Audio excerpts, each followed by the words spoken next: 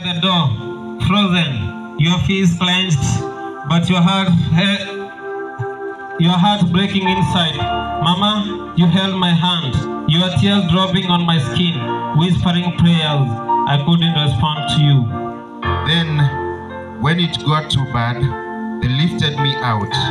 The lorry had just emptied its maram load from the road. It wasn't made to carry people, but there was no ambulance, no time.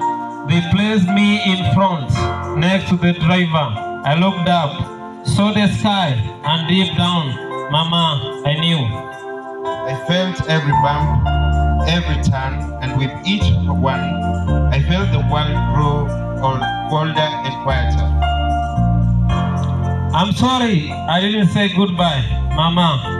Do they remember how I brought mangoes to class? Papa, do they remember the avocados I shared with a smile? Do they remember my love, my dreams, my heart? Wilfred, rest in peace. I love you, both of you, forever, and I'm so sorry.